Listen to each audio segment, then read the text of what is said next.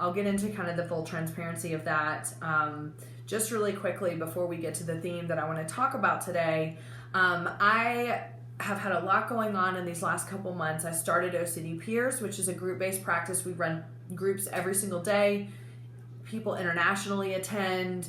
It's been amazing. Groups are $35 to drop in. We have community nights that are $10 with giveaways. And we're going to just have a lot of different ways of bringing community together to feel less alone with this monster of an illness that OCD is. And so starting that, I started it the same week my husband and I had to move. It was an unexpected move. It wasn't bad. It just was not planned. It turned out to be a blessing in disguise. We love where we are right now, but all of that on top of one another was just really stressful for me. And just in full transparency, I've really been struggling with OCD. And part of me just felt this weird hypocrisy of getting in front of the camera and talking about OCD when I was really, really struggling. So I've been working really hard at getting things under control. Things are a lot better now. It took me several weeks, and in all honesty, it took those groups to and being able to talk to people about what was going on and seeing how brave they were and resilient to help me remember that I had the tools, I can get through this, and things are better. So thank you for your patience. I'm really sorry I haven't been there. I really want to start doing more videos just more regularly. I know that lots of you reach out to me and tell me topics you want me to do. When I'm not in a mind frame to do the videos, it's really hard to just go, okay, I'll do this once a week on top of a hugely busy schedule. But I am hoping to bring on board someone to hire for my business, and I'll have some free time to do the things that are really meaningful to our community. And I love connecting with you this way, and I love that you find some sort of normalcy and support in being here and being able to know that you're not alone. So anyway, thank you for being here now. And with that, I want to talk about tonight. So the reason why I'm talking about this is that I think this is so important. Now, in this, this has been a big couple years for cancel culture. I actually looked up the definition of cancel culture because I tried to record it a few times and I botched it. And I'm like, I don't want to get canceled for... I don't want to get canceled for botching the cancel culture definition.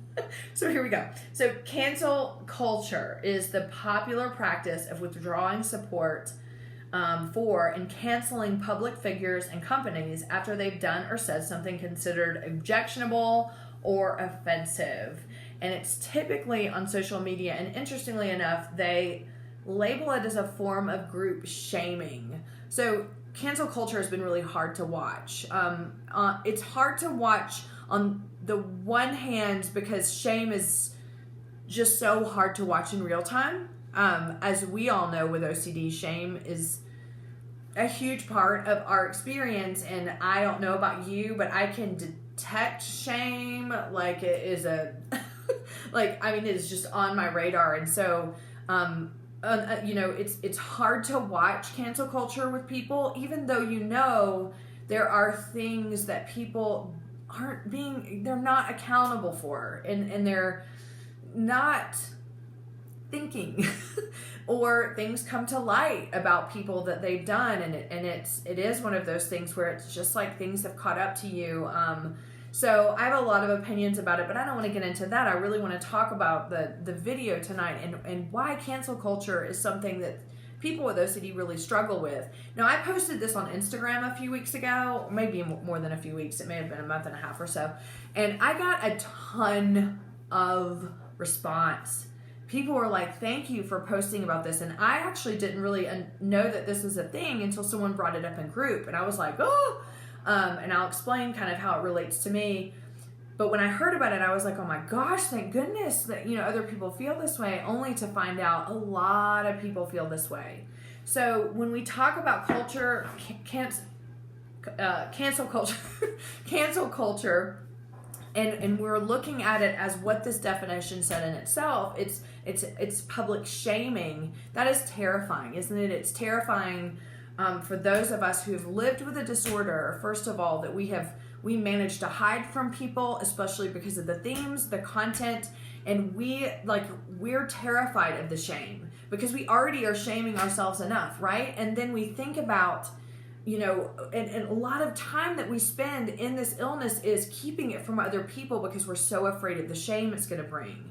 Even though, just to remind you, like the themes, they're just themes. I know that they do matter and they are emotional and they're harmful, but at the same time, OCD is OCD, and the themes aren't who you are. I'm reassuring, but there it is. It still doesn't matter. Because when we think about the things that are in our brain and that we can't let go of course that shame is going to be there. Of course that guilt is going to be there. Of course there's that fear of what if someone finds out and then I get shamed by them. So the idea of this public shaming is really personal for individuals with OCD. So it can take many different forms. I wrote a couple things down to make sure that I covered some of the more things that I've heard the most, but I can't read what the first one is. What does that say? I don't even know. So I'll just go to the next one. People with the heavy themes, sexual, violent, religious, relationship, these themes that, the intrusive thoughts or the mental rituals that just really drive and perpetuate that shame, we tend to keep this to ourselves. And if you're someone who has a high profile career, maybe you're in a business situation where if people knew that you had this theme, you could get fired. Because they don't understand OCD, just so you know, not because it's real and you're a threat, but just if people didn't understand, you could possibly lose your position. You could lose your job if you're someone that is well known and famous. Think about the cancel culture that could happen if someone really famous had pedophilia theme, and then all of a sudden that somehow got out. It's not going to be helpful with all the stuff in Hollywood right now. And so those people drive that stuff way down deep into the shadows of I can never tell anybody this because it's just going to be misconstrued. People that are politicians, people that are, in positions where I'm working with kids. I own a daycare. I'm an ally, like an outspoken ally for the LGBTQ community, but I have, sexual orientation OCD. I am a marriage and family counselor, and I have relationship OCD, things that because as we know, OCD latches onto things that are important to us, and often that coincides with what we do for our job. And that way, you really feel like you're putting yourself at risk if people find out what your theme is, the reflection that would be on what you do for a living, and the fall from grace that would be. Now, I do want to tell you this, a little reassurance again. Most people get it. Most people understand OCD if you can explain it clinically. There's so much information out there now. So when, I really try to assure people, like, put on trial, we could just come out swinging that, like, OCD this is the most prevalent type of OCD. This is not someone's fault, but that, as you know, that doesn't help when you're just stuck in the cycle of, but if people found out, I could lose my status, I could lose my job. And that's really, really hard. And so it drives people to keep it in, which also, of course, makes the shame bigger, it makes the guilt bigger, the embarrassment bigger, and really perpetuates that loneliness. The other thing is when we think about cancel culture, the other thing that can drive that is the idea of disclosing themes to people. And this has nothing to do with job, and it has nothing to do with anything other than social. It's social or in your family. It's the people are so worried, and I will tell you, I was that way for many years as well before I started to do advocacy. People are so worried if they disclose the themes, I'm going to lose everybody. Or, what if one person doesn't believe and then goes on a campaign against me and spreads rumors about me, and then I lose everything. Or there's just this rumor mill that I could possibly be this person. So in a way, absolutely, that coincides with kind of that cancel culture of I cannot disclose my theme to people because what if I can't trust them? And they tell other people, and all of a sudden it spreads like wildfire, and I am viewed as some horrible person even though I really just have an OCD theme. This is such a horrible part about living with OCD. And I just want to say how sorry I am that we have to do that we have to live in that secrecy and that shame, because sometimes we feel like we can't trust other people to have the freaking brain to read science and research and see that it's a real thing. It's not your fault. It's not your fault. It's theirs. But I get it, and I understand the hesitancy to want to disclose things to people for that reason. A great example of that would be, someone who's living with sexual orientation OCD. So if it's, if you're with your partner and, you're all of a sudden having sexual orientation OCD, then you don't want to disclose it to your partner because you're afraid that they're going to think that you don't love them. You're afraid that they're going to, think that you're not being true to them, that you're not being true to yourself, when in reality it's just a theme. And the same with relationship OCD. Oh my gosh, this is a huge one. So keeping this theme from your partner is something that people do because they're so afraid of saying, well, I'm going to disclose this theme of, I worry all the time or all day, or, I've been worrying so much that maybe you don't love me, or maybe I don't love you. And that could be devastating, because then it's, oh, well, their marriage is falling apart or their partnership is falling apart. And it's just so, it's just devastating to think that you have to keep your things to yourself. Otherwise, you could risk your reputation, which falls right in line with this. So the other thing is, which is really important, is people worry about this now because it has become such a huge thing. I can only really speak for the States and what's gone on with us, through the Me Too movement, and, definitely through, just this push for anti-racism, and to watch, people being challenged on their beliefs. And, that's always hard, but it's always good progressively to be able to move towards equality and unity. But it's hard for people, and people make mistakes, and people say stupid things, or people hold beliefs that they don't even know that can be challenged. I don't want to get into all of it, but you know what I'm saying. So what happens for us is we see things that come up for people years before, and we see that things that they had believed or said or had done now are coming up to haunt them, and boom, they're canceled. And for someone with OCD, that is terrifying, isn't it? Because then it's like, well, what if I'm saying something right now, and in 10 years from now, there's a language change and you're not supposed to say that, or there's a viewpoint change and you're not supposed to view that. I mean, you know what I mean. But all of a sudden it goes from, I need to monitor everything that I say, or monitor in the information age, it's really hard because everything's on computers now, and you have a boyfriend or girlfriend or spouse or partner, and you have a falling out, and you have all kinds of messages where you said X, Y, and Z, or this or that, and maybe that gets screenshotted and used against you. Who knows? And these are the things that really perpetuate this fear of the cancel culture. People who are living with this fear are scrutinizing every single thing they're saying, every message they're sending, worrying and thinking of what they have sent and how that can come back and haunt them. You're working towards a career, you're working towards a family, and you think something that I said now in 2020 could come back and haunt me in 2035. And I didn't know the difference, or I grew and became more woke, and what if that comes back and it ruins everything I have at that point? These are real fears. Now, I also want to say they're no different than any other OCD theme, whereas it is behavior driven. So it's combing messages, it's combing your social media to make sure everything that you're saying isn't going to be offensive. It's analyzing people's comments. It's analyzing people who've been canceled to make sure that you're not doing that. It's the behavior piece. It's asking for reassurance. It's mentally reviewing all of that stuff.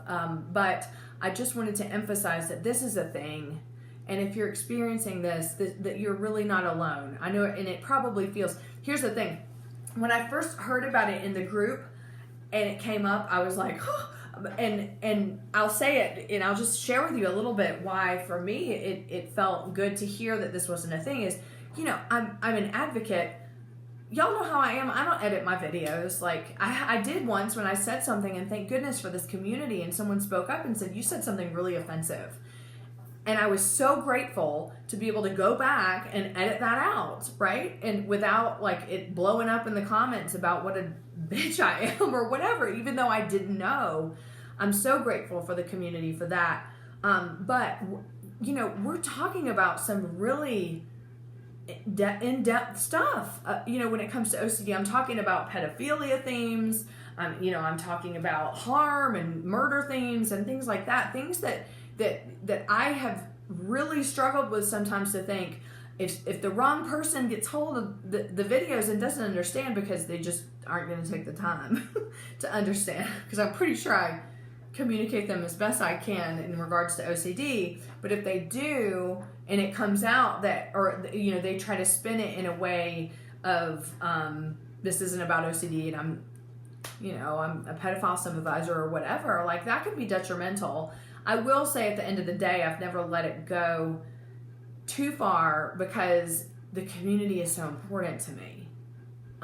Some of the things, a lot of the things that I talk about in the videos, just they have to be talked about. Like we can't not talk about them. And the risk of cancel culture because I'm talking about harm or scrupulosity or pedophilia, like those real heavy themes, I don't care.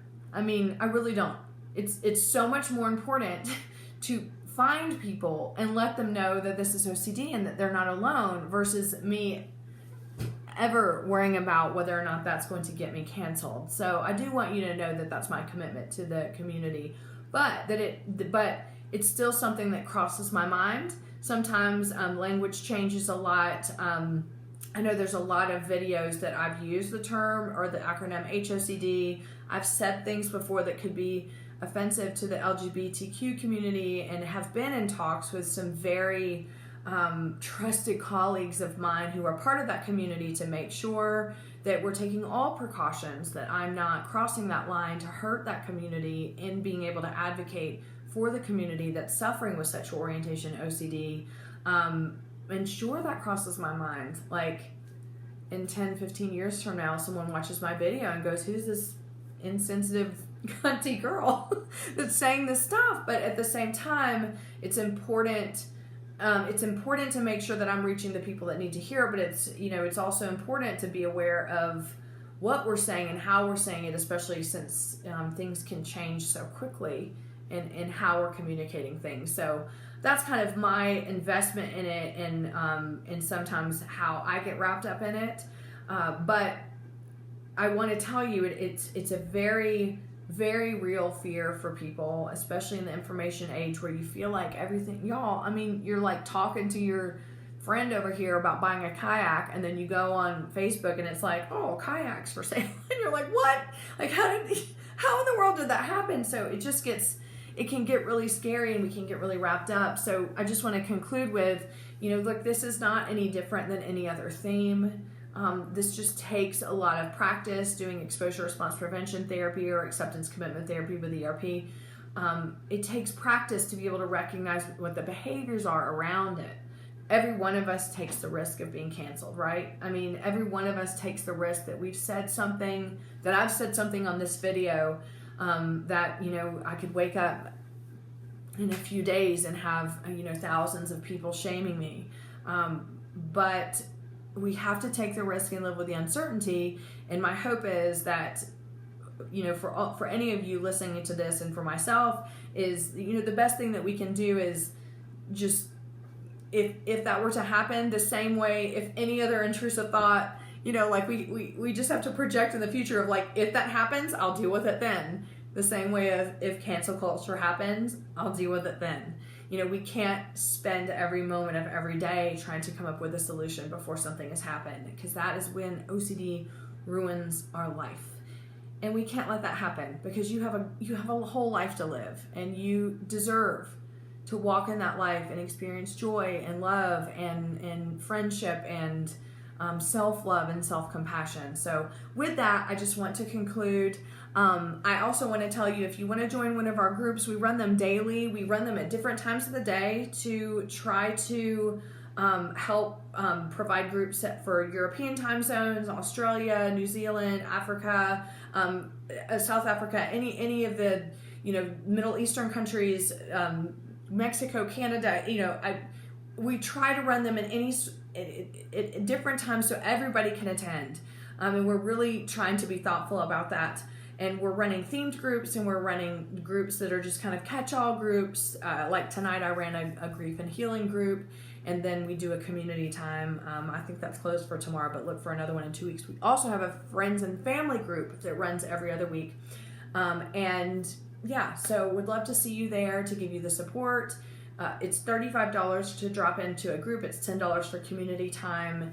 And we will be exploring in 2021 creating a scholarship fund if that's something you can't afford, how we can get you in the groups and get you the support that you need, because you just deserve it. So otherwise, if you're looking for peer support, please go to ChristyHodges.com if you want to sign up.